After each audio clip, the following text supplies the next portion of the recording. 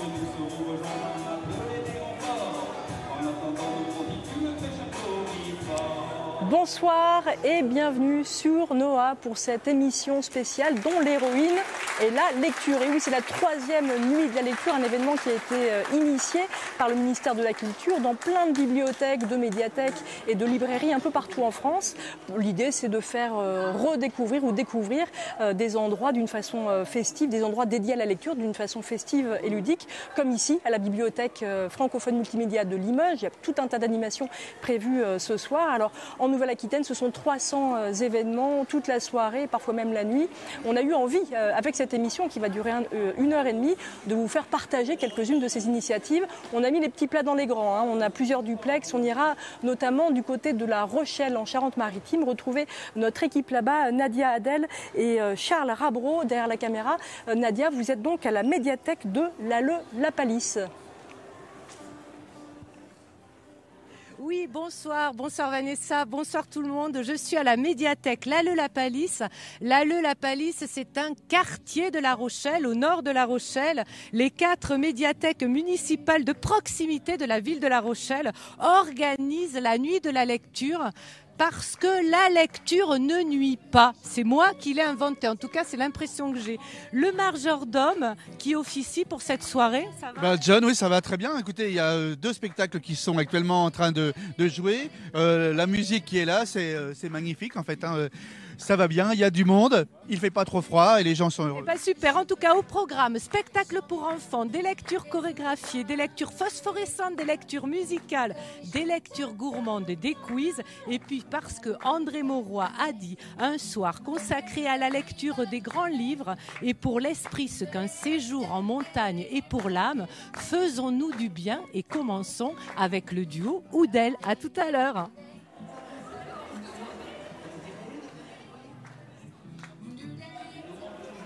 Voilà un beau programme en perspective à La Rochelle avec de l'ambiance. Alors est-ce qu'il y aura aussi de l'ambiance du côté de la médiathèque de Canéjan en Gironde? On va retrouver notre équipe Marie-Luce Rigou en compagnie de Xavier Granger derrière la caméra. Quel est le programme de ce soir?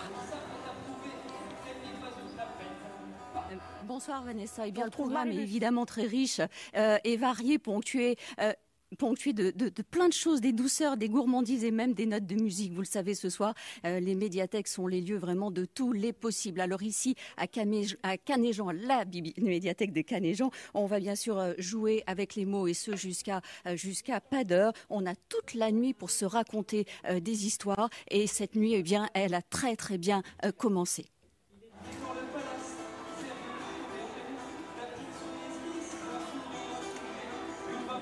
Bon, super Marie-Luce, on vous retrouvera tout au long de cette émission et on va ici aussi vous faire découvrir des animations. On est donc à la BFM de Limoges.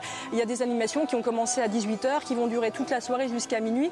Il y a même des chanceux qui pourront dormir ici cette nuit, 100 personnes je crois, qui ont été triées sur le volet. On aura des invités avec moi, François Clapeau. Dans quelques instants, je vous poserai quelques questions. François qui est un auteur, on aura aussi une bibliothécaire, une ancienne bibliothécaire qui est aujourd'hui libraire. On aura la libraire de la librairie Occitane également de Limoges. Et puis on va aussi se balader dans les allées de la BFM pour retrouver notre équipe de choc, Delphine Roux et Benoît Lignot, qui vont nous faire découvrir quelques-unes des animations au programme. Delphine, est-ce que tu m'entends? Tu es où? Oui, coucou, bonsoir à tous, Vanessa, bonsoir. Oui, nous sommes donc juste devant un concert dans une bibliothèque, c'est incroyable. Et là, c'est Jean Manu, qui est chanteur, humoriste, qui se produit. Donc, vous le voyez, il y a beaucoup de monde. C'est assez sympa. Et puis, on chante. Et puis, avec moi, juste à côté de moi, Oksana, vous êtes iranienne, c'est ça? Pourquoi vous êtes venue, vous, ici? Pour découvrir l'espace. Vous ne connaissiez pas? Non. Vous êtes de Limoges? Vous habitez à Limoges maintenant? Oui, je suis étudiante. Merci, on vous laisse profiter de la soirée. Merci. Bonne soirée, à bientôt. Merci. Et maintenant, on va rejoindre un auteur, c'est Fred Trélia. Alors, il y a des lecteurs, mais il y a aussi des auteurs. Fred, le voilà, Fred. Fred qui a écrit les nouvelles légendes et mythomanies Limousine. C'est ça? C'est ça. Bonsoir, Fred. Bonsoir. Pourquoi tu es venu, toi, ici, à la nuit de la lecture? Bah, moi, je suis venu parce qu'il y a des livres et j'aime bien les livres. Ça tombe bien, on est dans une bibliothèque, il y en a quelques-uns. C'est ce qu'on m'avait dit, alors je suis venu. Et donc, tu aimes bien lire et tu vas nous lire un extrait de Victor Hugo? Ah ouais, j'aimerais bien lire un petit morceau de Victor Hugo. Eh bien, on y va, on va s'éloigner un petit peu parce qu'autrement, on va rien entendre. Je t'écoute. On se prépare. On s'éloigne un petit peu. Alors, il y a des enfants qui lisent partout. Ça, c'est vraiment sympa. Et là, on est dans l'espace musique. Ça tombe bien. Alors, je t'écoute, Fred. Alors, condamné à mort. Voilà 5 semaines que j'habite avec cette pensée, toujours seul avec elle, toujours glacé de sa présence, toujours courbé sous son poids. Autrefois, car il me semble qu'il y a plutôt des années que des semaines, j'étais un homme comme un autre homme. Chaque jour, chaque heure, chaque minute avait son idée. Mon esprit, jeune et riche, était plein de fantaisie. Il s'amusait à me les dérouler les unes après les autres, sans ordre et sans fin, brodant d'inépuisables arabesques de cette rude et mince étoffe de la vie. C'étaient des jeunes filles, de splendides chapes d'évêques, des batailles gagnées, des théâtres pleins de bruit et de lumière, et puis encore des jeunes filles, et de sombres promenades, la nuit sous les larges bras des marronniers. C'était toujours fait dans mon imagination. Je pouvais penser à ce que je voulais, j'étais libre. Maintenant, je suis captif. Mon corps est offert dans un cachot, mon esprit est en prison, dans une idée, une horrible, une sanglante, une implacable idée. Je n'ai plus qu'une pensée, qu'une conviction, qu'une certitude, condamné à mort. On va continuer la lecture tous les deux, un petit peu, tranquille, on va aller se promener. Alors, il y a de nombreuses animations ici, il y a même un karaoké théâtral, un karaoké littéraire, ça c'est une super idée. Et puis une enquête, il paraît qu'il y a une bibliothécaire qui a disparu, elle s'appelle Barbara Stressante, donc on va la chercher. Tu la connais toi, Barbara Stressante? Stressante ou stressante? Stressante, on va la chercher. À tout à l'heure. Peut-être elle est là, regarde, peut-être là. Bon, bonne recherche Delphine, hein. On prendra des nouvelles tout à l'heure et puis un petit bonjour à Fred Tréglia qui est connu notamment ici à Limoges. Alors on va faire un petit retour en arrière avant de s'intéresser au livre de François Clapeau. En 1966, la nuit de la lecture n'existait pas encore, mais en revanche il y avait la première semaine nationale de la lecture en France. La lecture à quoi bon? C'est la question qu'on se posait déjà dans les rues de Bordeaux. Alors en 1968, regardez. Alors, monsieur, est-ce que vous lisez beaucoup? Oui, énormément. Non, pas moi, non. Je lis les contraventions, Non, mais c'est pas grave. Non. Vous lisez les contraventions? Oh oui, je lis beaucoup. Combien de livres par an? Oh, une vingtaine. Pas plus de 30. Hein. C'est surtout quand j'ai le temps. Quand ça me chante de lire, mais autrement, c'est pas un vrai passe-temps. Je lis, oui. Combien vous lisez de livres par an, à peu près? Une dizaine. Parce que mon petit frère à l'école est en première, alors il me faut pas mal de livres. Pas énormément de livres, mais enfin, une dizaine quand même. Oh, c'est très variable, ça dépend du volume évidemment, mais on fait en moyenne, disons, une trentaine. Et vous lisez combien de livres par an, à peu près? Plus que la majorité, sans doute. Les écrivains modernes, ils me disent absolument rien. Ils sont trop grossiers, monsieur. Alors du Bordeaux, du Claude Farrer, et tous les anciens écrivains, les vieux, du Loti, de tout. C'est vrai que moi je suis vieux maintenant, je suis pas jeune. Je suis pas dans la nouvelle vague. Hein? Plutôt des auteurs contemporains, Jean Anouilh, Marcel Aimé. Les auteurs modernes. Qui par exemple? Comment ça s'appelle? L'auteur de Noël aux 80. Dominique Saint-Alban. J'aime beaucoup lire Plutarque. J'aime bien les livres de Zola. Oui. Autrement. Rousseau, de temps en temps. J'aime bien aussi Molière. Ben voyez, je suis en train de lire un livre de poche. C'est le moins cher et puis souvent c'est ça. Le contenu, ça vous intéresse? Voilà, quand même. exactement. Quels sont vos auteurs préférés? Oh, j'aime bien Boris Vian. Camus. Et Daphné du Maurier.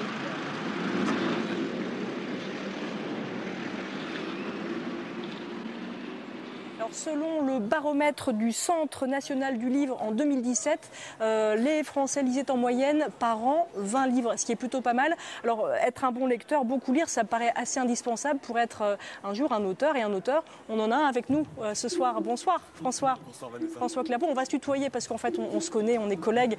Tu es, pas très loin. Ouais, tu es auteur, mais tu es aussi un journaliste à France 3, et tu écris des bouquins teaser.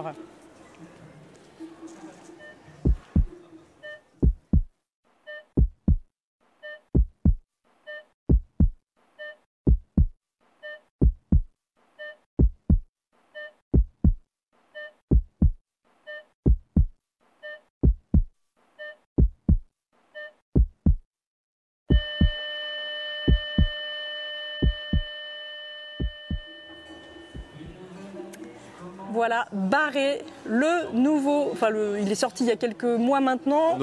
En novembre, le livre de François Clapeau aux éditions La Geste. Voilà, je le montre bien. Toi, tu lis combien de livres par an déjà, François ? Pas assez. J'aimerais bien en lire beaucoup plus. Ça dépend des temps de trajet en train notamment, mais ouais, on va dire au moins 2 par mois, on va dire. Ouais, on est très optimiste quand même, mais c'est un peu plus que la moyenne des Français. Ce serait l'objectif à atteindre en tout cas. C'est pas ton boulot principal, hein, tu es journaliste, ouais. Tu écris, là c'est ton 3e livre que tu sors. Tu peux nous le présenter en quelques mots, Barré ? Oui, alors c'est un polar médical. Alors c'est vrai que moi je suis journaliste spécialisé en santé, donc je fréquente beaucoup les hôpitaux, et c'est vrai qu'il y a beaucoup de choses qu'on voit dans les hôpitaux qui mériteraient d'être racontées, mais qu'on ne peut pas raconter dans des reportages à la télé. Et donc je me sers un petit peu de toute cette matière pour raconter dans mes livres. Et Barré, c'est l'histoire d'un policier, c'est un polar, qui se retrouve hospitalisé dans un service de réanimation parce qu'il a été foudroyé par le syndrome de Guillain-Barré, qui est une maladie qui vous paralyse et qui ne vous empêche pas de réfléchir. Et, on peut cligner des yeux, ton héros en tout cas peut cligner des yeux, c'est comme ça qu'il communique ou bouger un doigt. Il peut un petit peu écrire, mais bon, il ne peut pas parler, il a un respirateur, il a un tuyau dans la bouche qui l'empêche de communiquer.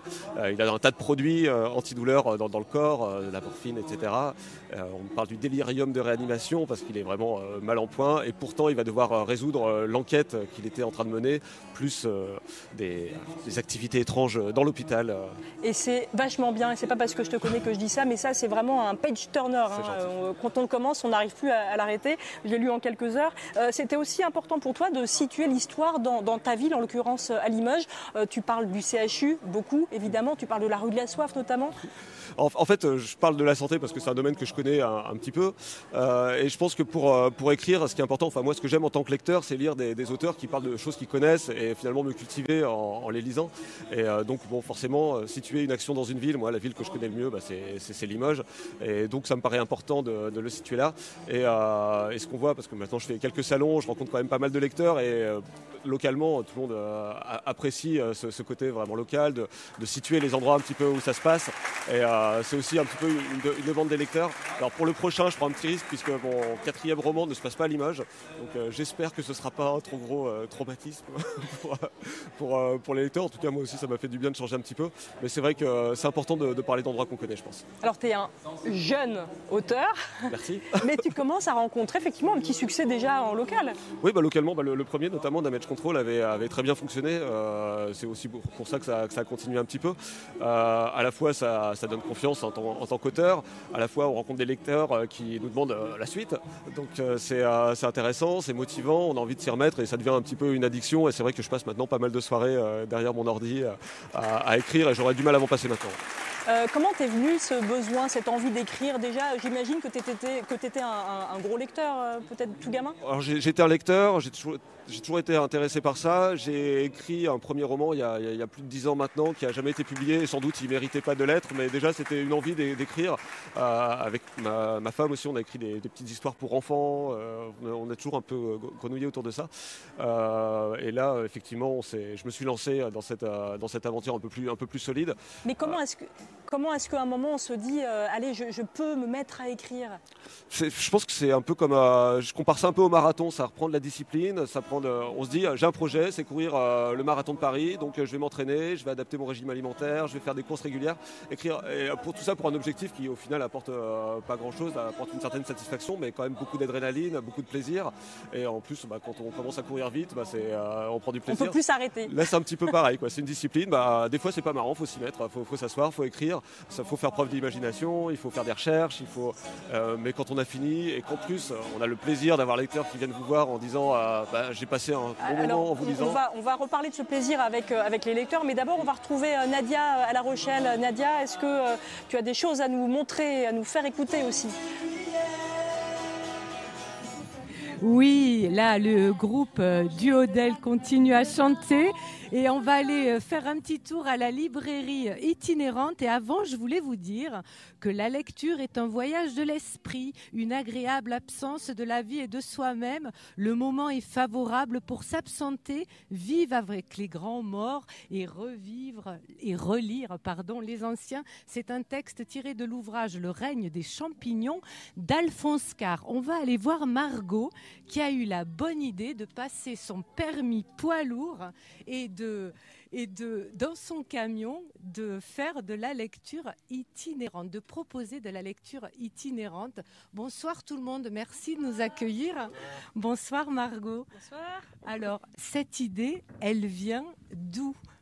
Alors, c'est une idée que j'avais depuis longtemps. J'avais commencé déjà à la voir quand j'étais au ministère de la Culture, où je travaillais justement sur la disparition des librairies, la disparition des commerces de proximité et notamment des librairies en France et la montée en puissance des acteurs de la vente en ligne et d'Amazon.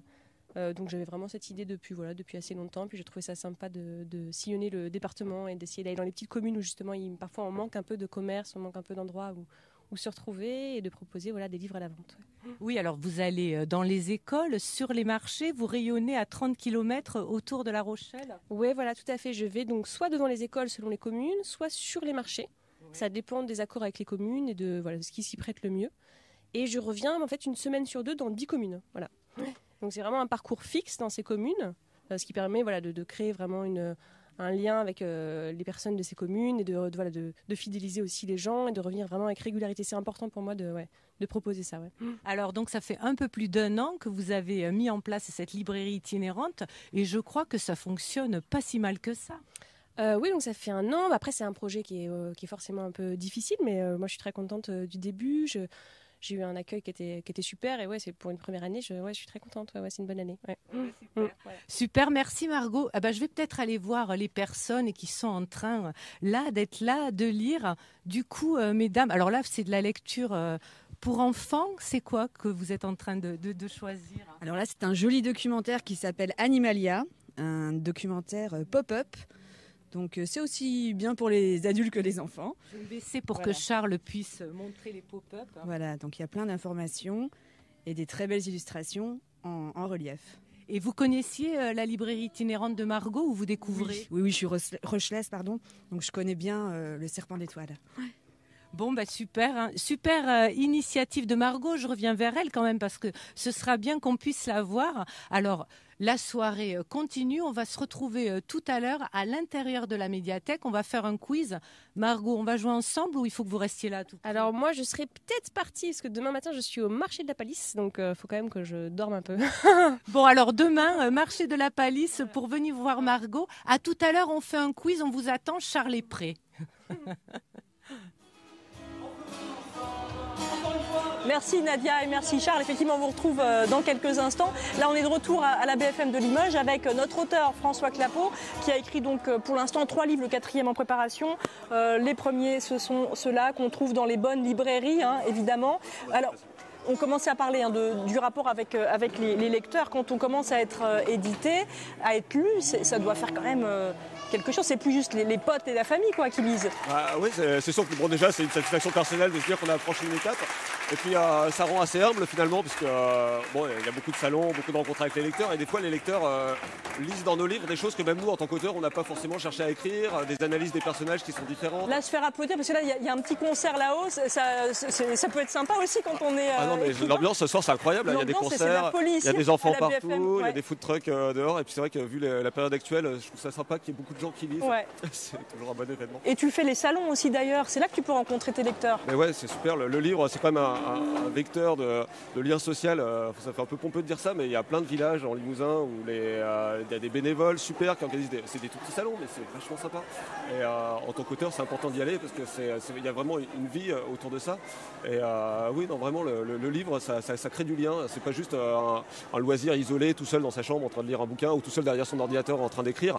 Ça, c'est une partie du truc, mais il y a beaucoup de rencontres autour de ça et c'est quand même super important. Et notamment à la Foire du Livre de Brive, qui est le 2e salon du livre en France. Hein. Ouais. Il y a toujours beaucoup d'auteurs connus. Tout de suite, on va aller revoir.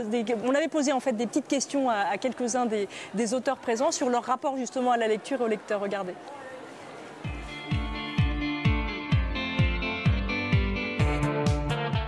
Le rôle du romancier, c'est de raconter des histoires.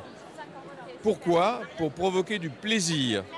La lecture, c'est du divertissement. C'est un moment de bonheur, d'évasion, de plaisir.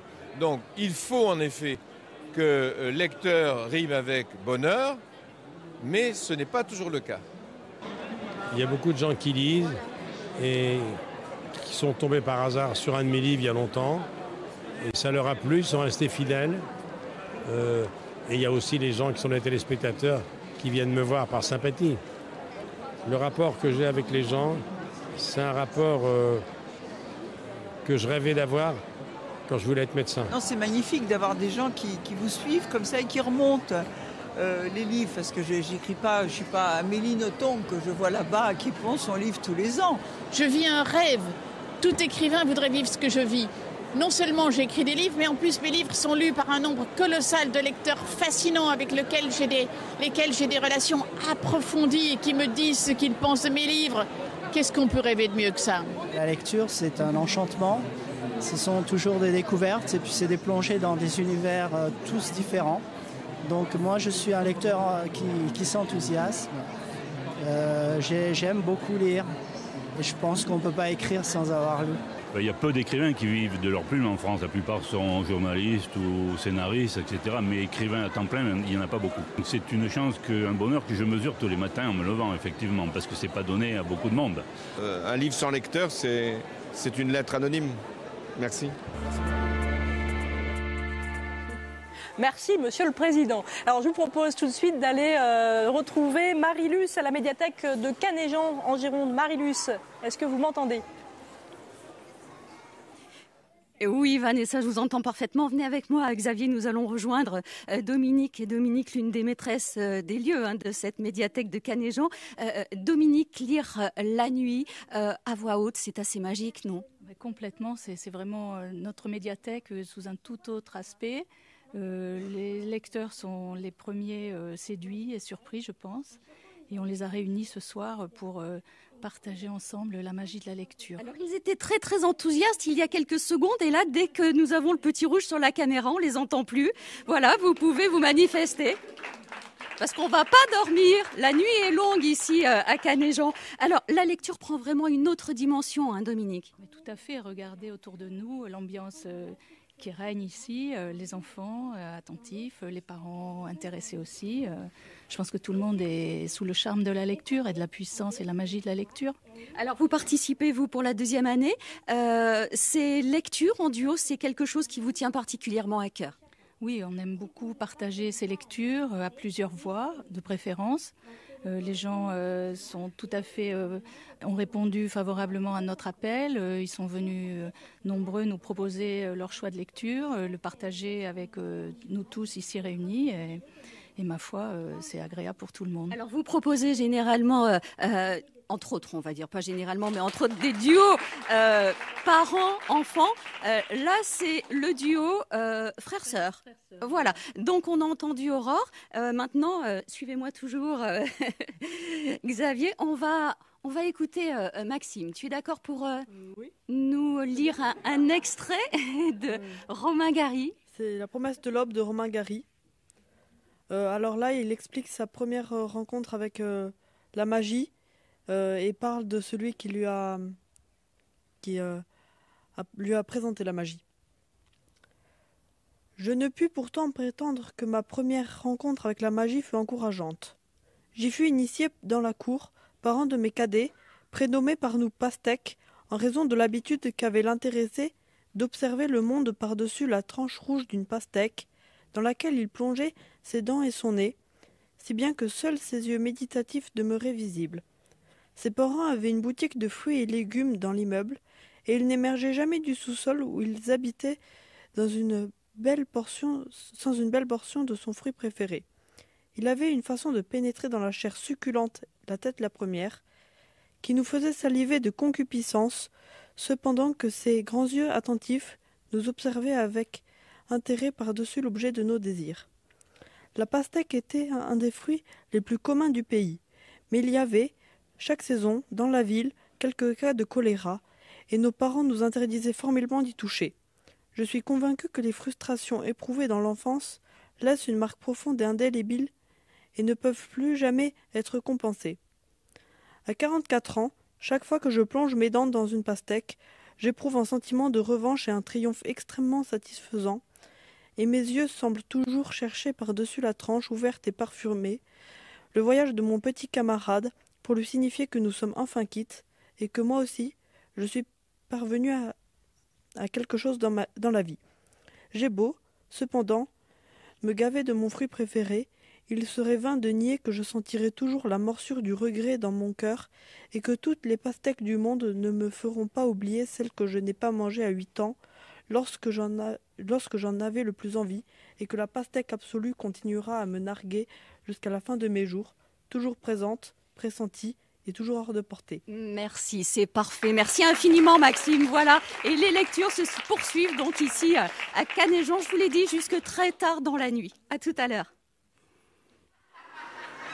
Merci Marie-Luce et merci à Maxime. C'est chouette de voir un petit bonhomme lire comme ça du Romain Gary. Il faudrait être à la hauteur. Ouais, maintenant un grand bonhomme va nous lire du Franck Bouys. Franck Bouys, un auteur régional qu'on connaît bien ici à Limoges, mais qui prend vraiment une envergure nationale maintenant. Il vient de sortir son dernier livre, Né d'aucune femme, qui a déjà un gros succès critique. Et c'est vrai que c'est un auteur qui a une écriture assez formidable. Alors ça, c'est grossir le ciel, c'est son premier best-seller, on va dire, qui est le prix Polar SNCF, qui est assez prestigieux. Et, voilà. Un petit extrait, vas-y, lis-nous ça. Donc Gus et Mars, Gus c'est le personnage principal, Mars c'est son chien, et ils se rendent chez Abel, leur voisin. Ils ont entendu des bruits suspects qui venaient de par là. Gus et Mars arrivèrent bientôt en vue de la ferme d'Abel. Désormais, le soleil crachait ses rayons sur les arbres déplumés qui ressemblaient à des arêtes de gros poissons sans chair dans un charnier à marée basse. Gus n'était pas à l'aise, et encore moins quand il s'aperçut que Mars était également nerveux. Il s'avança dans la cour, encadré par la grange, l'étable, la remise à bois et la maison, de sorte qu'il n'y avait qu'un seul passage avec un portail jamais fermé pour entrer dans la ferme d'Abel. Le propriétaire des lieux n'était pas dehors. Gus jeta un coup d'œil dans l'étable. À la vue de l'intrus, les vaches secouèrent leurs chaînes. Il progressa jusqu'au fond du bâtiment, sentant le fumier, même s'il paraissait évident qu'Abel n'était pas dans les parages et qu'il n'avait pas encore pris le temps de dégager la merde, la paille et la pisse mélangées. Ensuite, Gus visita la grange et la remise pour le même résultat, puis décida d'aller frapper à la porte de la maison. Il s'y reprit à plusieurs fois en cognant avec son poing, mais comme personne ne répondait, il s'imagina qu'Abel était peut-être malade et il tourna la poignée. La porte n'était pas fermée à clé. On dit souvent que c'est le premier pas qui coûte. Gus le fit. Il n'y avait pas le moindre bruit à l'intérieur. En donnant un coup d'œil à la rangée de godasses alignées dans le vestibule, il remarqua qu'il manquait les bottes qu'Abel portait habituellement. Gus n'était pas d'un naturel très curieux en temps ordinaire, mais il ne put résister à l'envie de faire une fouille en règle de la maison, en commençant par la cuisine. Une casserole avec un fond de café était posée sur le fourneau. Sur la table se trouvait une assiette avec les restes d'un casse-croûte ainsi qu'un verre vide qui sentait le vin et une bouteille vide à proximité.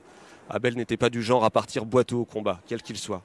Chaque chose présente semblait reprocher son attitude inquisitrice à Gus et du coup, par le simple espace que chacune occupait, provoquait une raréfaction d'oxygène dans la pièce. Merci beaucoup François. Je conseille ce livre, moi je l'ai lu, j'ai adoré, super belle écriture, un univers à la Raymond Depardon, très bon choix. Merci beaucoup François de nous avoir accompagnés. Alors on va repartir maintenant un peu en arrière avec ces images de Lina. On va découvrir effectivement des enfants qui apprennent à lire aussi grâce à un bibliobus, parce que les bibliobus on en connaît aujourd'hui mais ça date pas d'hier, regardez. Souris a dit que sa fille se marierait avec le souriceau. Et maman est d'accord avec papa. Et enfin, on arrive à la fin. Qu'est-ce qui s'est passé à la fin? Ils se sont mariés. Alors, dis-nous ce que tu as écrit, toi. La souris a épousé le souriceau le jour du mariage. La bibliothèque circulante départementale s'est fixée pour but de favoriser la lecture dans les campagnes, dans les communes de moins de 15 000 habitants.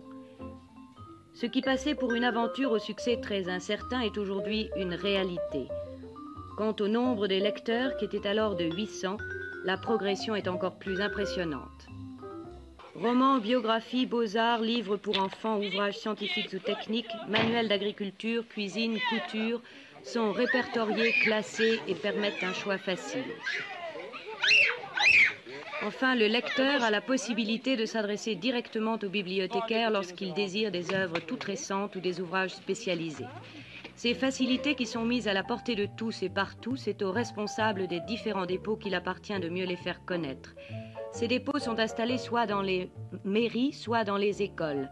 À Rosier-Saint-Georges, petite localité d'une 50aine d'habitants, presque tous cultivateurs, l'institutrice oriente et conseille le lecteur.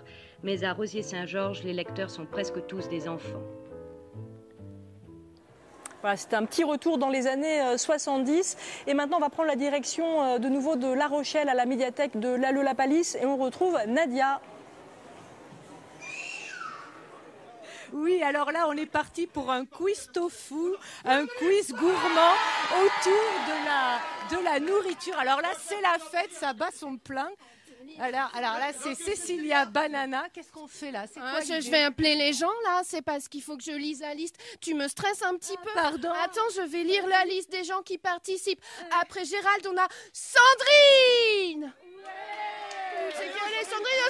C'est où Sandrine? Allez là, Sandrine. Sandrine, ouais. Alors Sandrine, tu viens? Je suis avec les deux gamines qui sont là. Sandrine. Après Sandrine, on a Dani. Où c'est qu'elle est, Dani? Ouais. Alors donc là, c'est la présentation des gens qui vont participer à ce quiz gourmand. Avec les chapeaux, rigolo. Hein? Ouais, avec Dani, on a Marie et on a Daniel et on a Françoise. Après, je vous promets, normalement, on va lire, hein, je vous assure, c'est comme ça que c'est prévu. Il s'agite pas assez, il faut qu'on mette le feu, là, il faut qu'on mette le feu. Hein. Après, on a Hélène. Allez, où Hélène. Bon, on revient tout à l'heure, nous, on va revenir tout à l'heure, au moment où tout le monde sera en train de lire, là, parce que là, apparemment, il faut chauffer la salle. À tout à l'heure. Bon, super animation et super ambiance à La Rochelle. Bonne ambiance aussi évidemment ici à la BFM de Limoges. Et d'ailleurs on retrouve Delphine, je crois, qui est dans un monde un petit peu virtuel. Ah oui, dans un monde étrange. Là, on a pris une machine à remonter le temps. On est toujours à la BFM, donc multimédia. Et là, il y a Com qui essaye un casque de réalité virtuelle. Tu nous expliques ce qui se passe là? Je suis dans la bouche d'un poisson. Tu me vois, tu me regardes quand tu tournes la tête vers moi? Non. Non? Alors qu'est-ce que tu fais?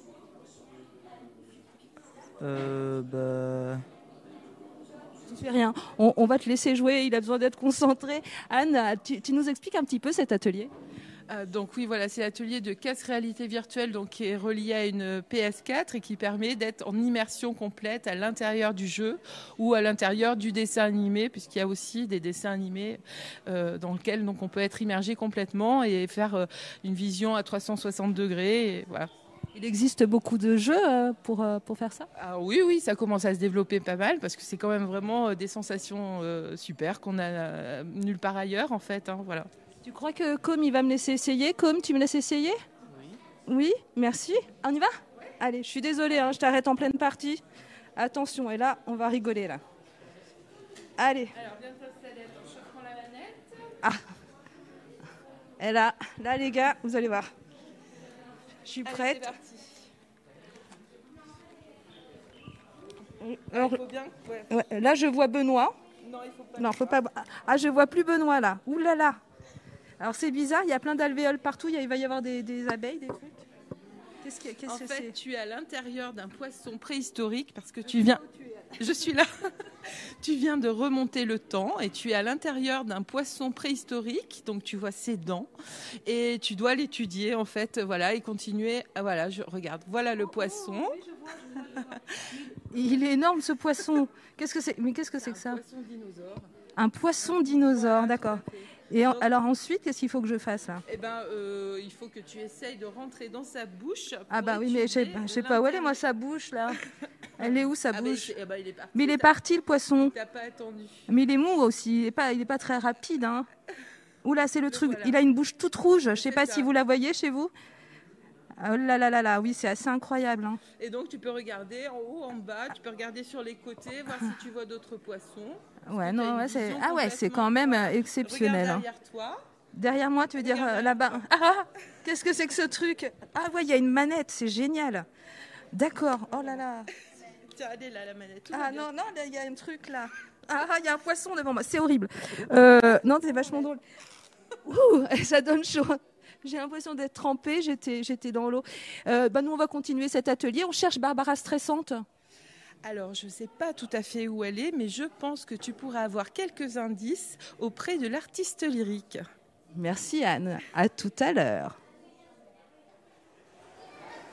Bon, merci Delphine. C'est vrai que des animations comme ça dépoussière un peu l'image qu'on peut avoir d'une bibliothèque ou d'une médiathèque, en l'occurrence ici la BFM de Limoges. Alors un petit coup quand même d'interactivité. Et oui, sachez que cette émission, vous pouvez la voir en direct sur Facebook, les 3 pages Facebook de France 3 Aquitaine, France 3 Poitou-Charentes, France 3 Limousin. N'hésitez pas à laisser vos commentaires, vos messages. Voilà, on pourra même les relayer. Maryse Cos-Guimbard, bonsoir. Merci d'être avec nous ici à la BFM de Limoges. Alors, vous êtes ici avec une double casquette, en fait, comme ancienne bibliothécaire. Vous avez été pendant des années bibliothécaire. Vous êtes passé au Père Castor en Haute-Vienne. Vous avez été à la création de la médiathèque de Panazol, notamment de Nexon. Aujourd'hui, vous êtes libraire jeunesse à Limoges. Alors déjà, c'est quoi être une bonne bibliothécaire ? Oh, c'est être une parlez bien dans le micro, sinon on ne va pas vous entendre. Alors, être une bonne bibliothécaire, je ne saurais pas. Je n'ai pas de prétention. Après, je pense qu'il faut être passionné.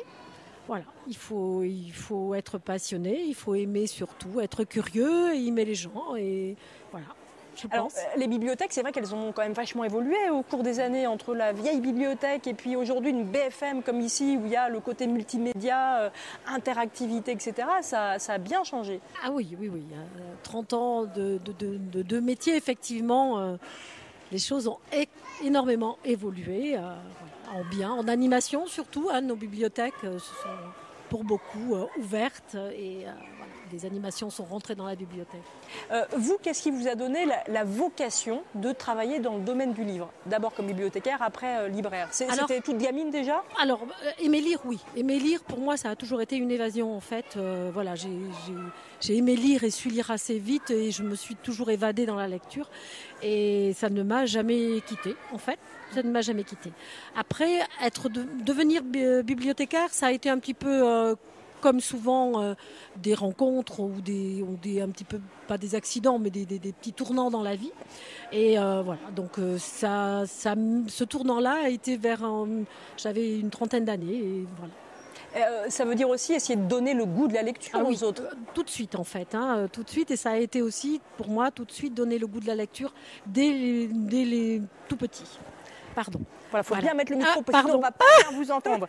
Alors je vous propose de regarder ce reportage ensemble. On va aller à Poitiers, donc dans la Vienne, en 2018. Des enfants ont participé pendant plusieurs semaines à des ateliers pour découvrir le métier justement de bibliothécaire, peut-être pour une future vocation. Regardez.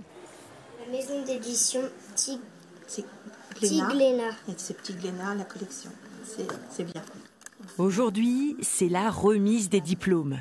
Thomas travaille dur pour devenir bibliothécaire en herbe.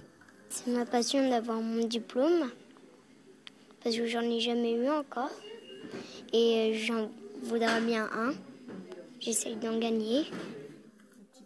Ils sont une dizaine âgés de 7 à 11 ans à suivre des ateliers pour découvrir les coulisses des métiers du livre. J'aime un tout petit peu lire.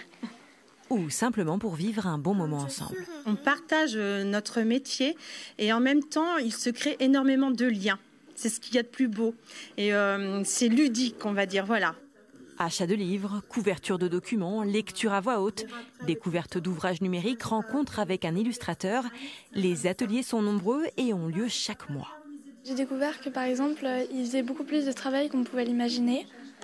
Que par exemple des choses qu'on pouvait penser que c'était d'autres gens qui le faisaient ou ils le font et on se rend compte la charge de travail qu'ils ont. Elle partage sa passion de la lecture Donc ça, c'est vraiment plaisant de l'avoir épanoui avec d'autres enfants. Après des mois d'attente, c'est enfin l'heure.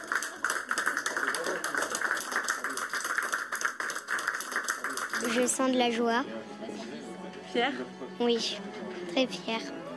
Dans quelques années, ils pourront troquer leur diplôme de bibliothécaire en herbe à celui de professionnel.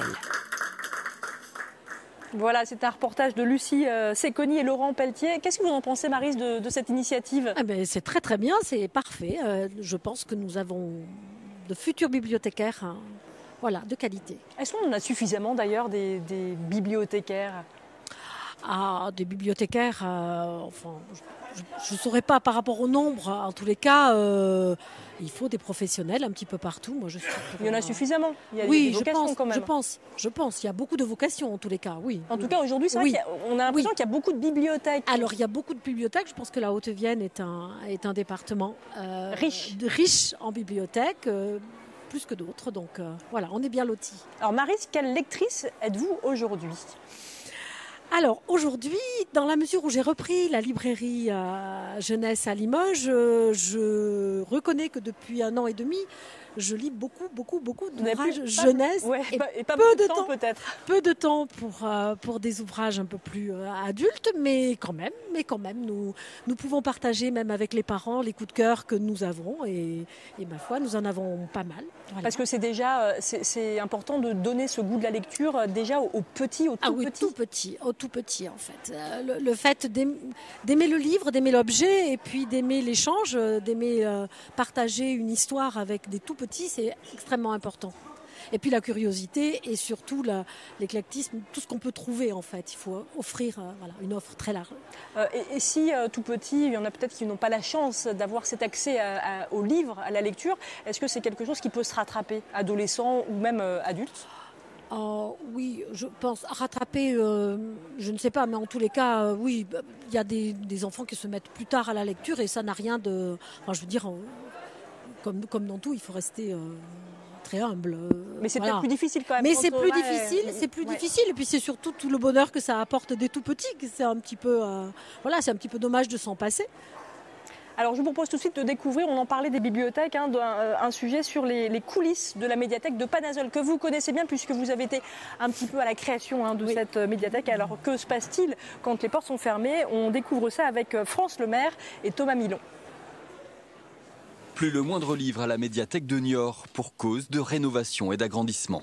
7 km linéaires de documents qui ont été déplacés dans des espaces de stockage et puis du mobilier qui a été évacué au fur et à mesure, soit réutilisé, comme ici du mobilier qui va être redistribué aux communes de la Canne. 250 000 ouvrages sont maintenant conservés dans ces hangars sécurisés. Ils y resteront 2 ans, le temps des travaux. Ici, on a une demi-douzaine de personnes qui travaillent au quotidien. C'est le service études patrimoine, qui à la fois intervient sur les demandes de lecteurs, parce que la vie continue et les lecteurs sont toujours en demande d'ouvrages et de différents documents. Et puis en même temps, il y a un travail de fond sur les collections. Une médiathèque temporaire vient de s'ouvrir à côté de la mairie. Les Niortais changent petit à petit leurs habitudes de lecture. Vous en pensez quoi de cette nouvelle médiathèque provisoire là, à Niort ?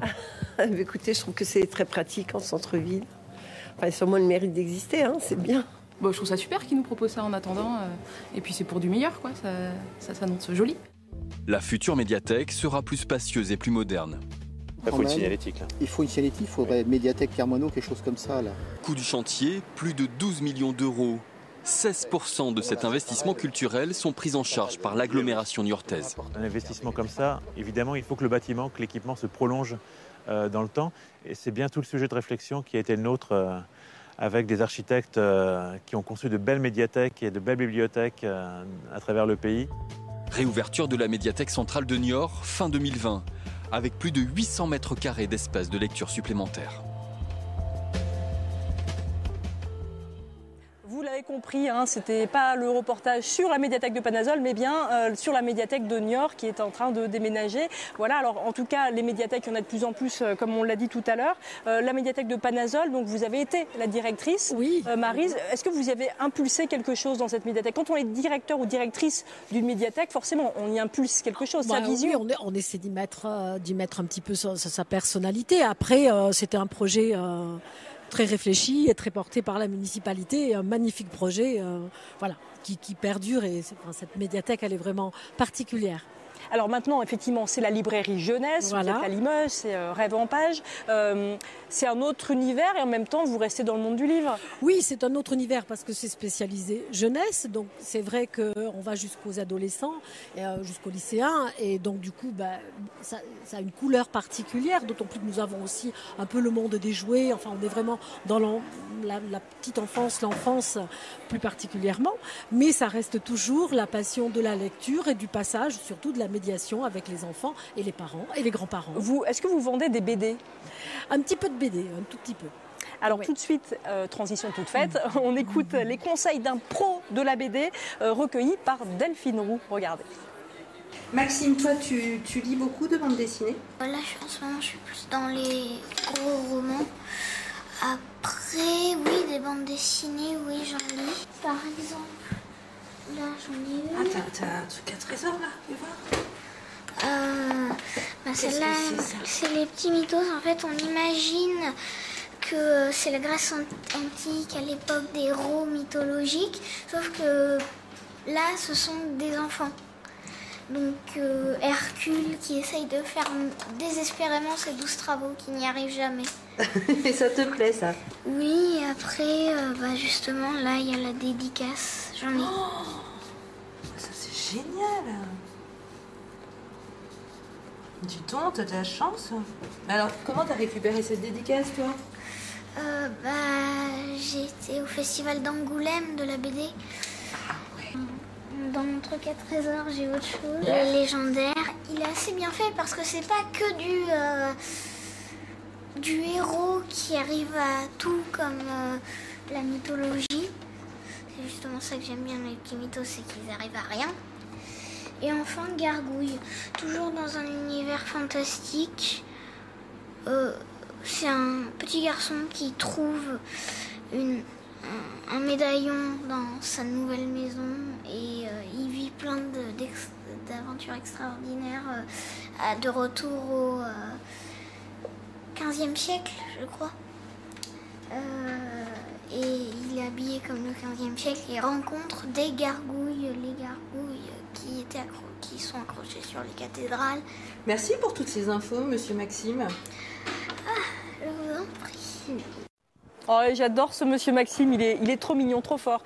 Maryse, 2-3 coups de cœur que vous pouvez nous présenter. D'accord. Bien écoutez, alors je suis venue avec un roman, le roman. Regardez, je vais vous le présenter moi. Voilà. Le renard et la couronne de Yann Fastier. Yann Fastier est un auteur ici, aussi bibliothécaire, un auteur de Limoges et voilà, il a fait ce magnifique roman, cette belle épopée à travers l'Europe.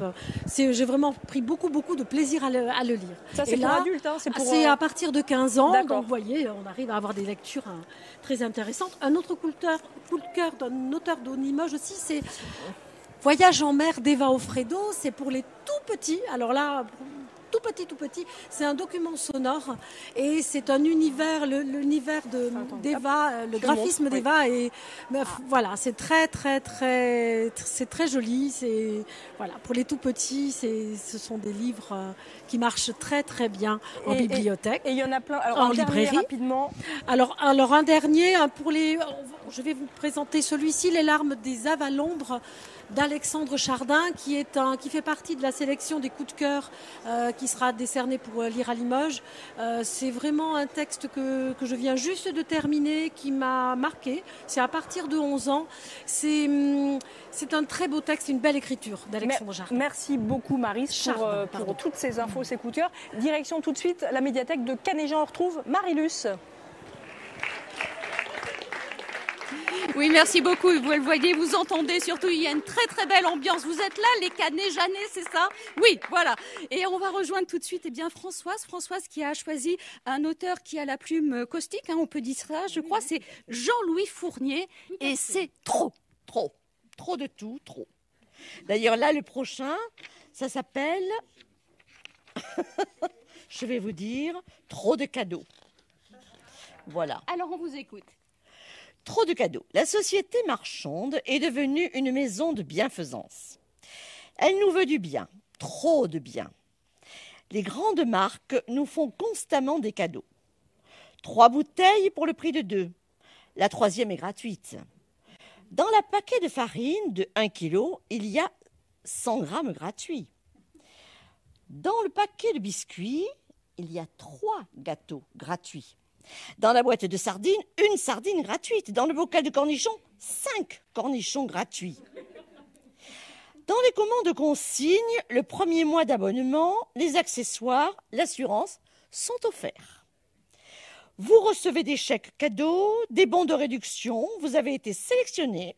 On vous appelle au téléphone pour vous dire que vous avez gagné. Dans la littérature publicitaire, le mot cadeau est écrit en grande majuscule, les exclusions en petites minuscules. On est touché, tant de générosité bouleverse. Est-ce bien raisonnable de faire des cadeaux à des gens qui ne connaissent même pas? Ils vont se ruiner. Pourquoi tant de cadeaux? Le sol est jonché de papier d'emballage, de boîtes vides, de paniers dorés, de boucles de bolduc. Le sapin clignote. Dans un coin, quelques boîtes enrubannées n'ont pas été ouvertes. Oubliées? Ils en avaient marre, les enfants, d'ouvrir leurs cadeaux. Il y en avait trop. Nous sommes les enfants gâtés et gavés qui, à Noël, n'ouvrent plus leurs cadeaux. Merci beaucoup. Merci Noël. Pourquoi avez-vous choisi ce soir pour cette nuit de la lecture ce trop de Jean-Louis Fournier? Eh bien parce que justement j'aime bien son côté caustique, son côté critique de la société. Il est très acide et ça me plaît tout à fait. Alors on va demander aux enfants ce qu'ils en pensent, puisque les enfants ils ont encore les yeux grands ouverts alors qu'il est quasiment 22h. Eh ben voilà, qu'est-ce que tu penses de ces lectures et de cette soirée ici à Canet-Jean? J'aime bien. Qu'est-ce qui te plaît tout particulièrement? Je sais pas. Et toi, tu aimes bien aussi? Quelle est la lecture qui t'a vraiment plu ce soir? J'en ai aimé plein. Allez, on fait un 3e test. Quel est ton prénom? Servane. Alors Servane, qu'est-ce qui t'a plu toi ce soir? Moi j'adore les lectures d'enfants. Quand Maud elle a lu l'autre jour, elle a lu Sacrée Sorcière. Moi j'ai adoré ce livre et je l'ai lu aussi et il me plaît. Et toi tu as participé, tu as lu quelque chose ce soir? Oui, j'ai lu Winter House Hotel. Tu étais avec ton frère? Non, ma mère. Petite erreur. Voilà, en tout cas les enfants sont ravis d'être là, les parents aussi, c'est vraiment une très très belle ambiance ici à Canet-Jean. Alors je ne sais pas si j'ai encore un petit peu de temps pour écouter du Delerme ou si vous reprenez l'antenne. Vanessa, c'est vous me dites, vous choisissez. Alors, on se retrouve un petit peu plus tard. Bon, on se retrouve plus tard, mais on aurait pu prendre un petit peu de temps. On va écouter maintenant, on va regarder plutôt des collégiens qui lisent. Là, cette fois, c'est en silence. C'est dans des collèges de la Corrèze. Alors, c'est une initiative qui se développe un peu partout en France. Voilà, avec ce quart d'heure quotidien dédié à la lecture. Reportage de Julie Radnac et Gaëlle Fauquemberg. Lire pour le plaisir, c'est l'idée de Silence on lit, une expérience lancée ce matin au collège Cabanis de Brive. Si vous avez amené de quoi lire, ce qui devrait être le cas, vous le sortez, puis on va essayer d'être attentif à la sonnerie qui nous indiquait tout à l'heure la fin de la lecture. C'est parti pour 15 minutes de lecture obligatoire. Ici, une classe de 3e en cours de maths. Ça leur permet quand même de mettre un peu le nez dans les livres. Tous ne le font pas probablement spontanément chez eux. Ça a des vertus apaisantes aussi, certainement. Après la récréation, on a tendance un peu à se défouler à cet âge-là et à beaucoup bouger. Donc, je vois beaucoup de vertus a priori. BD ou roman, les élèves sont libres de lire ce qu'ils veulent, une idée à laquelle ils ont adhéré spontanément. Ça donne envie de lire, oui voilà. Ça travaille le cerveau, qu'au lieu d'être sur la technologie. Je trouve ça bien parce qu'il y en a plein dans la classe qui lisent vraiment très rarement, donc au moins ils lisent au moins 15 minutes par jour. Pour cela, la sonnerie a été modifiée. Le collège se donne 15 jours pour pérenniser ou non l'opération. Vous rangez vos livres ? Une expérience de lecture plaisir menée depuis 3 mois, ici au collège Victor Hugo de Tulle. Certains ont abandonné les BD pour des lectures plus longues, d'autres s'échangent des livres. Bref, le bilan est positif. C'est un quart d'heure où il n'y a pas de bruit du tout dans le collège. C'est même assez impressionnant d'arriver dans ce silence. On sent les bénéfices aussi puisque de moins en moins d'élèves oublient leurs livres. Et puis, c'est vrai qu'on a un retour aussi positif des parents qui nous disent qu'à la maison, de temps en temps, le livre est repris et peut être repris le soir aussi. Tout ça, c'est positif, oui. Un quart d'heure de lecture observé par les enseignants et même par les personnels administratifs. Ici, désormais, tout le monde lit. La belle initiative. Et quand on parle de livres, de lecture, on ne parle pas que des livres d'Hemingway ou de Proust. Il y a la BD aussi, la bande dessinée, qui relève parfois qui a des petites pépites, pas seulement réservées aux enfants ou aux ados, mais aussi aux adultes. On retrouve tout de suite les conseils d'un spécialiste au micro de Delphine Roux. Et oui, encore elle, encore Delphine.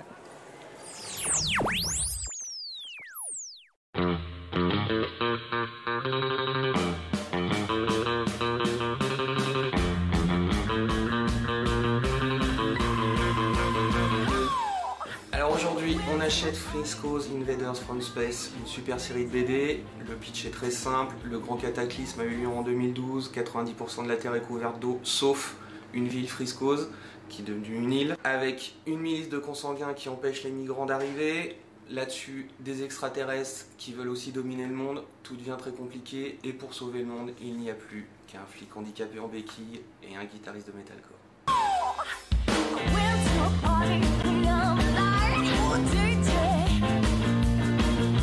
Les points forts de cette série sont déjà d'une part 2 auteurs talentueux, le double Niro, qui ont fait un vrai boulot. Ensuite, deuxième point fort et pas des moindres, un vrai humour. Aussi bien de l'humour potage que de l'ironie et du second degré. En plus, c'est une BD consciente qui passe des messages, puisqu'on va traiter du problème en fait, de l'accueil des migrants et des réfugiés dans des conditions extrêmes, qui est aujourd'hui un vrai sujet d'actualité. Et enfin, et pas des moindres, de par ce personnage de flic en béquille handicapé et l'histoire personnelle des 2 auteurs, on peut qualifier cette bande dessinée d'être la première à mériter le label d'accessibilité aux personnes à mobilité réduite. Je ne vois en fait qu'un seul défaut à cette série, c'est qu'on attend désespérément la suite et la fin.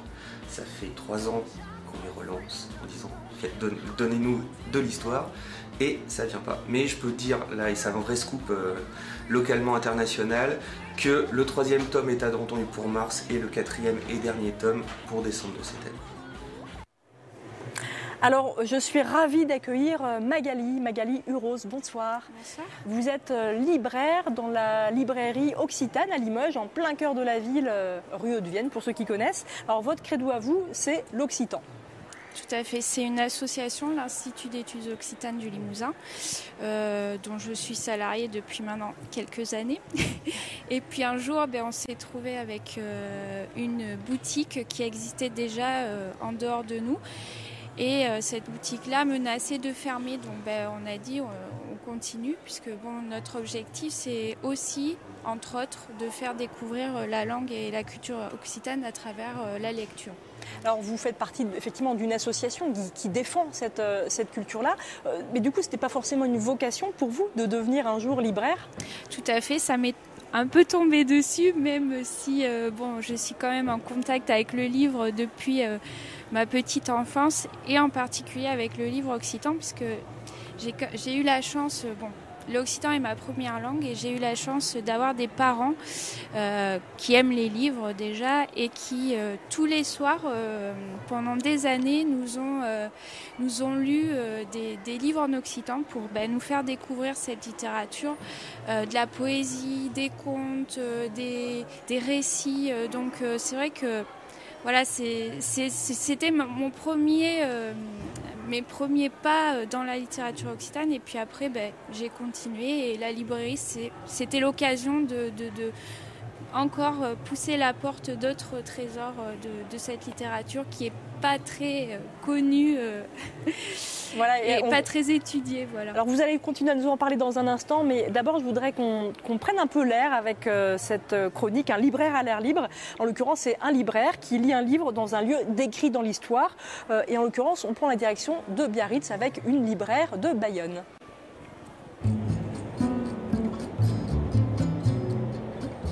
Pour autant que je sache, la mémoire a plus à faire avec l'espace qu'avec le temps, car le cerveau ignore ce que l'on a convenu d'appeler la flèche du temps et la succession chronologique de nos expériences.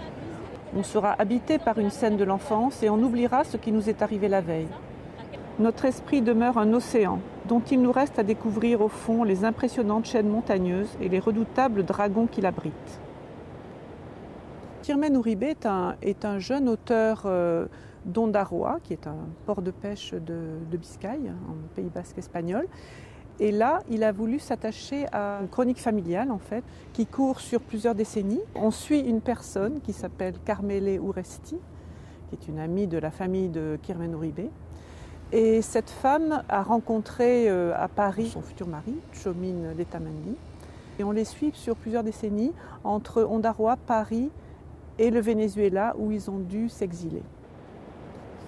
Le Pays basque Nord, l'Iparralde et Biarritz en particulier jouent un rôle important dans cette histoire.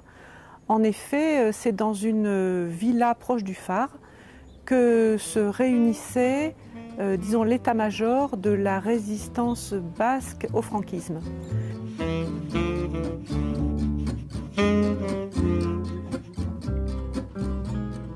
Il y a un autre endroit important, il s'agit du casino-hôtel La Roseraie, à Biarritz.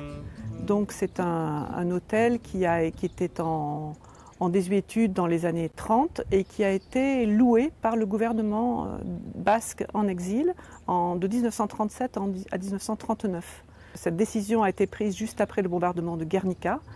Il fallait un endroit pour soigner les blessés de ce côté-ci de la frontière. Donc le gouvernement basque a loué cet hôtel, en a fait en très peu de temps un hôpital de pointe. Et ce lieu donc devient un peu le symbole d'un peuple qui se trouvait à terre et qui a su se réorganiser très vite et en montant beaucoup de solidarité entre les différentes classes sociales aussi pour lever la tête en fait.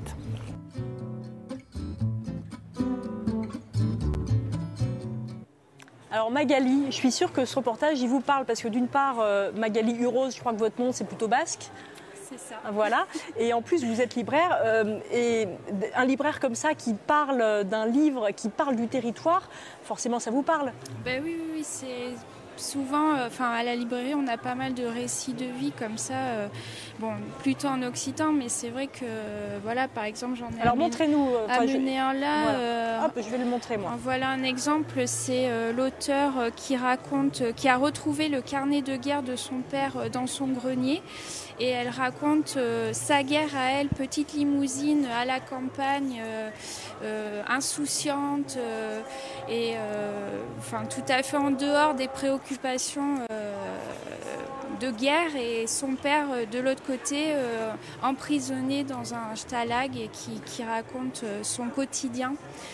Donc c'est un récit très émouvant. Ce qui est bien, c'est que parce que moi je parle pas occitan, Magali, mais c'est aussi en français, c'est ça? Alors celui-là, il est un peu particulier, c'est dans les deux langues mélangées. Le carnet de guerre est en français puisqu'il a été écrit en français, et Monique Sarrazy, donc elle a écrit en occitan. Alors bon, dans la librairie, il y a des livres en occitan bien sûr, mais il y a plein de livres bilingues, il y a des livres avec un CD pour ceux qui ne sont pas habitués à la lecture, parce qu'on a aussi... faut savoir que l'occitan est très peu enseigné, et surtout en Limousin. Et du coup, être une librairie occitane en Limousin, c'est deux défis, je dirais, parce que c'est inciter à la lecture des gens qui n'ont jamais lu finalement, enfin souvent, qui n'ont jamais lu, qui n'ont jamais eu de contact avec l'écrit. Mais bon, quelqu'un qui parle peut facilement, s'il a la volonté, il peut s'y mettre. Voilà, Même les adultes. Voilà, même les adultes. Alors vous nous lirez quand même quelques mots tout à l'heure en occitan. Bon, oui, super. Bien sûr, mais en attendant, on va partir à La Rochelle, retrouver Nadia à la médiathèque de La Rochelle, à la Le. C'est à moi là ? Ah oui, bon, je suis à l'antenne. Bon, je sais plus, j'ai pas très bien entendu. Je suppose que je suis à l'antenne. En tout cas, l'animation, le quiz tofu continue. Je remercie Véronique Bibard-Manteau, la responsable de cette médiathèque, de nous accueillir. Merci, ça se passe super bien. Je ne pouvais vraiment pas rêver mieux. Ah ben génial. Alors moi, j'ai préparé un quiz spécial que je vais faire avec Charles. Vous m'autorisez à aller devant votre petit salon de lecture ? Allez, on y va. Merci Véronique. Alors Charles, tu me suis, j'ai une petite surprise pour toi. Voilà, on rentre dans ce salon. Ah ben il y a madame. Ça vous embête pas si je vous demande juste de vous asseoir là parce qu'on s'était... Voilà, vous allez jouer avec nous du coup. Alors je laisse à Charles le temps d'installer la caméra qui va devoir tenir toute seule pendant que nous allons jouer. Bah, du coup, madame, puisque vous êtes là, vous allez pouvoir jouer avec nous. J'ai fait un quiz personnel pour cette soirée. Alors Charles et madame, du coup, la dame joue avec nous. Hein. Bonsoir madame, bonsoir Nadia. Bonsoir à tous, bonsoir Charles, bonsoir madame. Le livre le plus vendu au monde, est-ce que l'un de vous deux sait lequel c'est, le livre le plus vendu au monde ? Alors, madame dit Le Seigneur des Anneaux. Charles, tu dis quoi ? Je dirais un Victor Hugo ou un... Alors, Le Seigneur des Anneaux est peut-être dans le classement, mais en tout cas, le livre le plus vendu, c'est la Bible qui arrive largement en tête des livres les plus vendus et lus. Il a été vendu à près de 4 millions d'exemplaires. Deuxième question. Dans le top 5, on a la saga Harry Potter, d'ailleurs. J'ai l'air intelligente, c'est génial. Alors, le livre le plus long du monde. Alors, le livre le plus long du monde. Peut-être que vous savez, vous, hein ? Ah ben là, ça coince, hein ? Alors, madame n'a aucune idée. Charles ? Proust. Il a regardé ma fiche. C'est obligé, je suis sûre, il ne savait pas. Si tu as regardé ma fiche. Alors, c'est à la recherche du temps perdu, le plus long roman couramment lu, 9 609 000 caractères, près de 1,5 million de mots. Cet ouvrage détient le record du plus long roman dans le Guinness. Bon, alors c'est fiable le Guinness. Bon, 30 secondes. Alors, dernière question. Le livre le plus traduit au monde après la Bible et le Coran. Madame. Attendez, laissez-moi réfléchir. Non, il faut que ça... Ah, le petit... Ben oui, mais c'est ça, elle a... Pardon, excusez-moi, je m'affole pour rien. C'est le Petit Prince, elle a gagné, merci beaucoup. Voilà, ils sont forts à La Rochelle. Bon, Charles, tu révises ? Allez, je réviserai pour la prochaine fois. À tout à l'heure, peut-être. Ouais, ils sont forts à La Rochelle, mais la plus forte, c'est Nadia, il n'y a aucun doute. Alors Magali, vous allez nous présenter encore peut-être un petit coup de cœur. Donc je sais pas si on aura le temps de le lire, mais... Ah, c'est celui-là que vous voulez lire ? Alors, en fait, j'en ai 2 à lire, donc je sais pas si on aura le temps. Alors, il faudra faire un choix, mais... D'accord. Avant ça, il y a un truc qui se passe là. On est à la BFM de Limoges, la lumière a baissé, puis moi j'entends une petite voix. Est-ce que peut-être Delphine, tu saurais nous dire ce qui se passe ?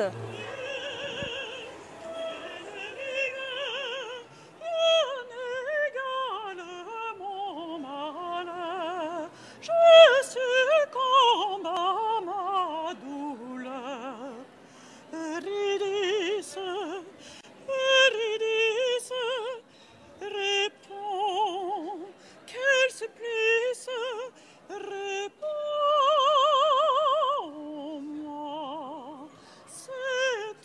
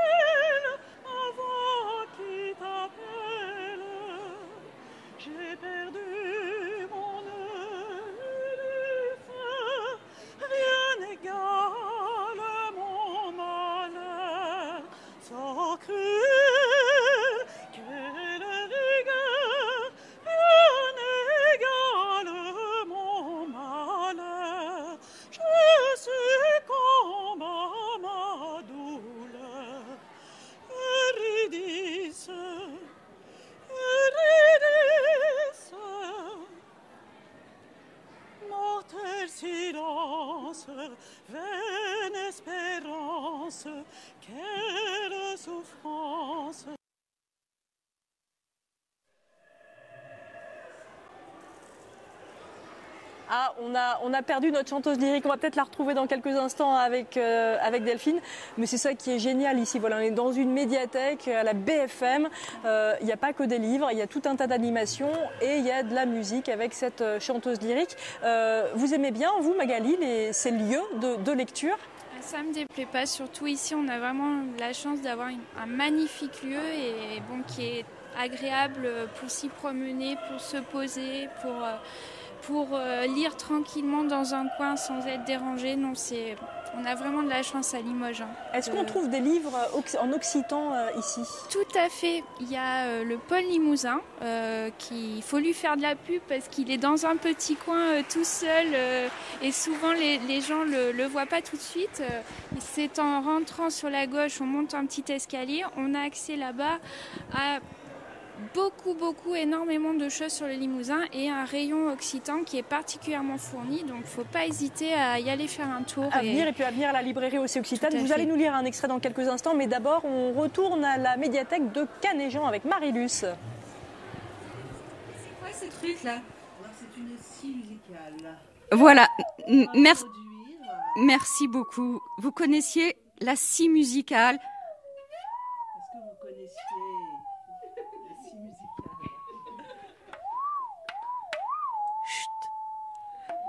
Nous allons écouter un magnifique texte lu par une magnifique bibliothécaire. Un texte d'amour en direct de Canéjan.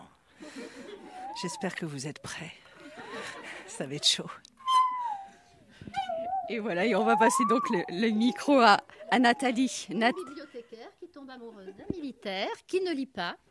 Et sa seule expérience, c'est une encyclopédie en plusieurs volumes chez ses parents, fermée à clé dans une vitrine, et une photo de sa mère qui lit un livre.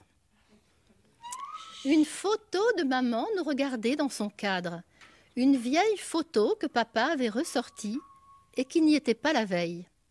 C'était maman, fraîche, jeune et belle, en train de lire un livre sous un grand tilleul. C'était une photo de professionnel. Il faisait chaud. Le photographe avait dit qu'on pouvait poser sous l'arbre avec une broderie, avec un signe empaillé, avec un panier de fleurs séchées sur les genoux ou avec un livre. Et sous la photo, le photographe professionnel inscrivait votre nom accompagné d'une légende. Une telle et son signe, une telle cueillant des fleurs. On était rentré dans sa cour et maman avait posé sous le grand tilleul avec le livre. Le photographe avait calligraphié au bas de la photo à coups de grandes lettres pleines de tortillons. Aimé lisant sous un arbre. La photo était rehaussée en couleurs. Une véritable œuvre d'art pour presque rien, comme c'était inscrit en devanture de la boutique. Tout le monde, ou presque, choisissait de poser avec le livre. C'est ce que nous avait dit le photographe quand on avait choisi le livre. Il s'était exclamé que c'était le bon choix et que tout le monde faisait ça parce que, bien sûr, lire sous un arbre quand on est belle comme madame, c'est grec. Et les Grecs n'en faisaient pas des photos, ils en faisaient carrément des statues. Et les Grecs, madame, comme vous savez, n'étaient pas les derniers des artistes. Un sourire, madame, on lit, on ne bouge plus. On lit en me regardant, attention, clic, bravo, splendide, une véritable photo grecque.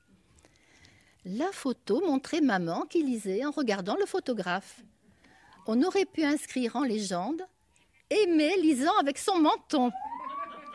Le photographe lui avait ressorti les taches de rousseur sur les joues et sur le front à la pointe du pinceau. Le tirage, qui avait vu trop de soleil, passait. Mais ses lèvres avaient été vermillons. Le vert, à l'endroit des lèvres, portait la trace d'autres lèvres. Papa, en l'accrochant, avait dû l'embrasser. Merci beaucoup, Nathalie. On va se retirer sur la pointe des pieds.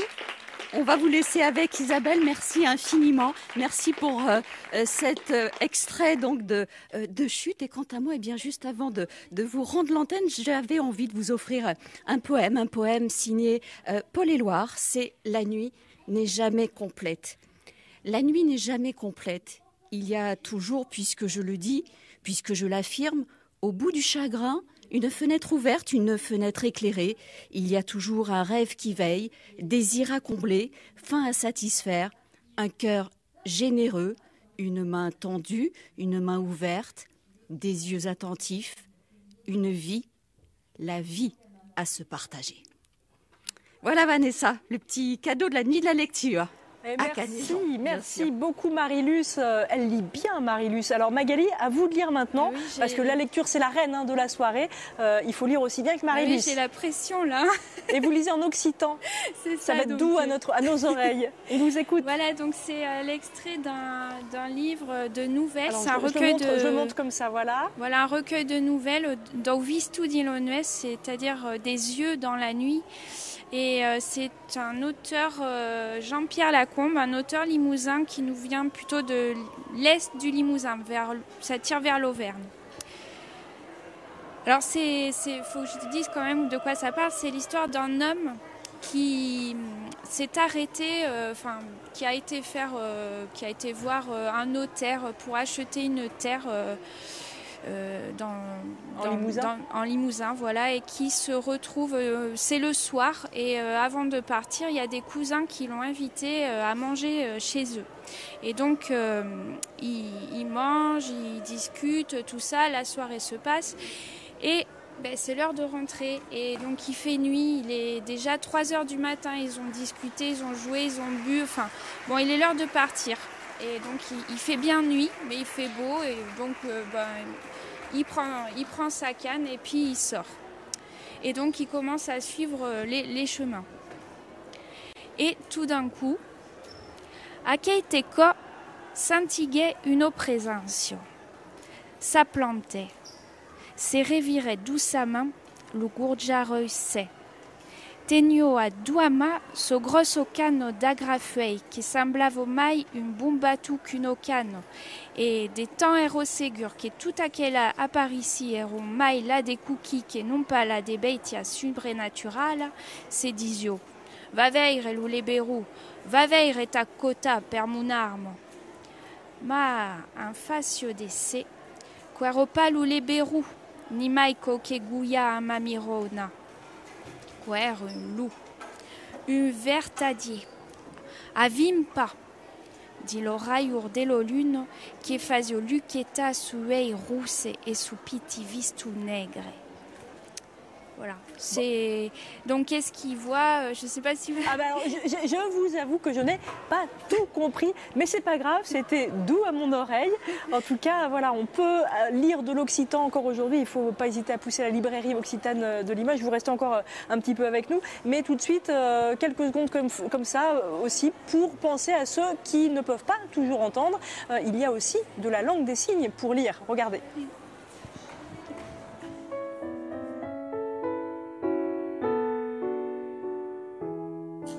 À la rentrée, Manuel est très déçu. Son meilleur copain, Jonathan, a déménagé. La fille des nouveaux locataires est bizarre. Elle ne répond même pas quand on lui dit bonjour. Vexé, Manuel commence par la détester. Mais lorsqu'il apprend que la jolie Lisa est sourde, le garçon change d'attitude. Pour elle, il va apprendre la langue des signes.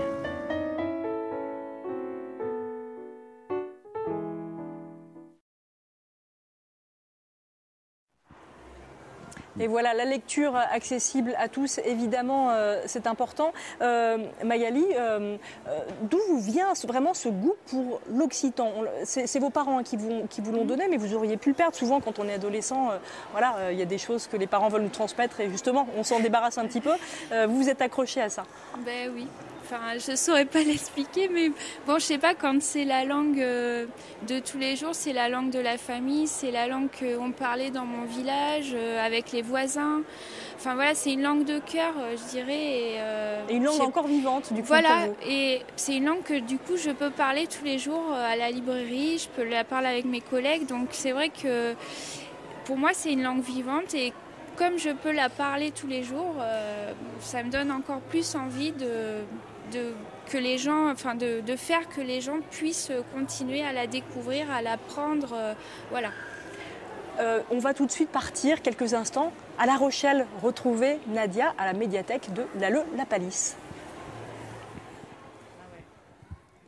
Oui, alors toujours dans la salle de lecture de la médiathèque, alors toujours avec Raphaël qui nous a accompagnés tout à l'heure pour le petit quiz. Elle est super cette soirée ici. Elle est magnifique. Vous connaissez, vous habitez ici vous ? Alors j'habite dans le quartier, mais alors c'est une médiathèque à laquelle je viens régulièrement, mais là je redécouvre le lieu, je redécouvre les personnes qui sont là et ils m'embarquent tous. Ah ben, génial, super. Alors je disais à Raphaël que j'avais prévu de lire un petit texte parce que Hélène Abalo, la coordinatrice éditoriale de l'émission, nous avait demandé de préparer éventuellement des petits textes. Alors moi j'en ai mis un de côté qui m'accompagne, que j'adore, et Raphaël m'a dit moi j'ai bien envie de l'écouter ce texte, donc super, je vais vous le lire. Alors c'est un texte d'un auteur inconnu, alors s'il est quelque part et qu'il sait que c'est lui ou elle qui l'a écrit, qu'il me le dise. Je libère mon partenaire de l'obligation de compléter. Je libère mes parents du sentiment qu'ils ont échoué avec moi. Je libère mes enfants du besoin de m'apporter de la fierté, qu'ils puissent écrire leur propre chemin selon leur cœur, qu'ils leur murmurent tout le temps à l'oreille. Je ne manque de rien. J'apprends avec tous les êtres tout le temps. Je remercie mes grands-parents et mes ancêtres qui se sont réunis pour respirer la vie aujourd'hui. Je les libère des échecs passés et des désirs non accomplis, sachant qu'ils ont fait du mieux qu'ils pouvaient pour résoudre leur situation avec leur niveau de conscience. Je dépouille mon âme devant leurs yeux, c'est pourquoi ils savent que je ne cache ni ne dois rien, plus que d'être fidèle à moi-même, en marchant avec la sagesse du cœur. Je sais que j'accomplis mon projet de vie, libre de loyauté familiale qui peuvent perturber ma paix et mon bonheur, qui sont de ma responsabilité. Je renonce au rôle de sauveur, d'être celui qui unit ou répond aux attentes des autres. Je chéris mon essence, ma façon d'exprimer, même si on peut ne pas me comprendre. Je t'honore. Je t'aime et te reconnais innocent. J'honore la divinité en moi et en toi. Nous sommes libres. Voilà. Merci. Magnifique. Magnifique. Vous avez une essence magnifique. Et ben voilà, super. Je suis heureuse de vous l'avoir fait partager en tout cas. Et puis, merci. À tout à l'heure. Je ne sais pas s'il y aura une autre fois, mais en tout cas, moi j'ai passé une. Alors il n'y aura pas d'autre fois, mais l'année prochaine en tout cas. Merci Raphaël. Merci à vous. Bonsoir. Merci beaucoup à Nadia et à Charles qui étaient derrière la caméra, et peut-être passer une bonne fin de soirée à la médiathèque. Ça a l'air vraiment sympa là-bas à La Rochelle. Magali, vous aimez toujours lire aujourd'hui. Quelles sont vos lectures ? Essentiellement mes lectures de travail. Ouais. C'est parfois quelque chose que je regrette un peu, mais j'arrive quand même à élargir, parce qu'en fait, depuis qu'on a une nouvelle librairie, on a aussi d'autres. On propose plein d'autres choses, qui ça va dans tous les sens. Et donc là, par exemple... Est-ce que vous vendez de la poésie ? Ah oui, bien sûr. Aujourd'hui, en création occitane contemporaine, il y a beaucoup de poètes. Et donc il y a beaucoup de poètes, c'est bilingue. Marcel Delpastre, pour n'en citer qu'une, qui est un des 10 grands auteurs contemporains occitans, et Limousine. Et elle a une poésie magnifique que je vous invite à découvrir. Alors, on va aussi découvrir tout de suite une édition, les éditions Rougerie en Haute-Vienne à Mortemart, qui édite beaucoup de poésie. Depuis 70 ans, en fait, elle n'édite que de la poésie, et vraiment d'une manière très artisanale. Je vous propose de voir ce reportage de Louis Roussel et André Abalo. René Rougerie, c'est un cas dans l'édition. Ils sont 2 ou 3 en France à faire ce qu'il fait. Il ne publie essentiellement que de la poésie. Cela fait 33 ans qu'il fait ce métier. La poésie, c'est du plaisir. Un jardin que René Rougerie a cultivé durant toute sa vie, se définissant comme un éditeur artisan. Le manuscrit, je le découpe en petites tranches. Vous voyez par exemple un poème de Georges-Emmanuel Clancier que je suis en train de composer. J'en ai détaché une feuille, je la pose sur ce rang et je tripote ces petits caractères là dans ma casse. C'est une casse avec des caractères à la main. Fabriquer des livres, donner un corps au texte. C'est la raison d'être, le point de départ de cette maison familiale fondée en 1948. Le premier titre s'appelait Journal parlé et il était l'œuvre de Georges-Emmanuel Clancier. Le deuxième titre, ça a été les premiers poèmes de Boris Vian, Cantilènes engelées, des cantilènes qui sont fort mal vendus. Car la poésie ne se vend pas, ou peu. Pourtant, 70 ans après, la maison est toujours là, comme la machine. À la manœuvre désormais, Olivier Rougerie, le fils du fondateur, veille sur un patrimoine unique, fait de mots, d'encre et de papier. Cette machine, elle a une âme, hein. Il y a du bruit, les rouleaux chuintent, les pourrois couinent, etc. Et je sais quand l'impression sera bonne en fonction des différents bruits. On voit cette métamorphose, donc je dirais que c'est jouissif, oui. Il y a de cet ordre-là, c'est du plaisir, du sensation. C'est un monde de sensations. Je publierai donc ce que j'aime, uniquement ce que j'aime, revendiquant même le droit de me tromper, refusant toute étiquette, ne me laissant enfermer dans aucun système. René Rougerie, éditeur artisan, Mortemart, Hauts-de-Vienne. Mortemart est fort bien situé géographiquement, il nous permet d'atteindre n'importe quelle ville de France dans la journée, mais surtout parce que ça a été pour moi un second souffle, le granit, le bois, le chêne, cette terre très riche, tout ça a donné à la poésie que nous éditions un caractère concret et je crois qui est très complémentaire de ce côté artisanal. Enraciné, Olivier Rougerie garde les pieds sur terre et les mains dans le cambouis. Mais à l'heure de la retraite, n'allez pas lui dire que la poésie sauvera le monde. Elle sauve les gens individuellement, elle peut apporter un plus à beaucoup de gens, mais si on veut sauver le monde, je crois qu'il faut retourner ses manches et se mettre dans le cambouis. La résistance, c'est purement intellectuel parfois. Dernier poème, c'est le titre du dernier né des éditions Rougerie. Trait d'union entre un poète et un lecteur, atelier de la belle ouvrage. Voilà, une très belle édition que les éditions Rougerie. Je vous remercie beaucoup Magali d'avoir participé à cette émission spéciale. Et je crois qu'il y a alors Delphine qu'on avait perdue tout à l'heure avec la cantatrice qui est là. Alors Delphine, merci beaucoup Magali. Delphine, tu peux t'asseoir à la place de Magali. À bientôt, belle fin de nuit de la lecture. Alors Delphine, il faut prendre le micro de l'invité. D'accord. Voilà, il paraît. Merci, très bien. Bon, alors tu es venue avec une petite lecture aussi. Ah, mais j'ai plein de lectures, c'est génial. Il y a plein de livres ici, t'as vu? Bah, c'est une BFM en même temps. C'est pour ça. C'est normal. Mais il n'y avait pas que. Alors c'est vrai que c'était extra de nous avoir fait découvrir les animations qu'il y a là toute la soirée. On n'a pas pu tout vous montrer. Et puis en plus, en ce moment, il y a des projections. Donc les gens sont partis dans les salles de cinéma. Mais c'est pas trop tard pour venir, ceux qui sont à non, Limoges et puis, ou pas loin. T'as vu, je suis équipée. Toi, t'es équipée parce que tu vas peut-être passer la nuit avec... Il y en a 100 personnes qui peuvent passer la nuit ici, au milieu des livres. Il y a les duvets, c'est super bien organisé en plus. Alors, tu veux une petite lecture? Une petite lecture. Alors, j'ai choisi un texte de Victor Hugo, L'art d'être grand-père. Je trouve ce texte magnifique. C'est Jeanne était au pain sec. Jeanne était au pain sec dans le cabinet noir. Pour un crime quelconque et manquant au devoir, j'allais voir la proscrite en pleine forfaiture et lui glisser dans l'ombre un pot de confiture, contraire aux lois.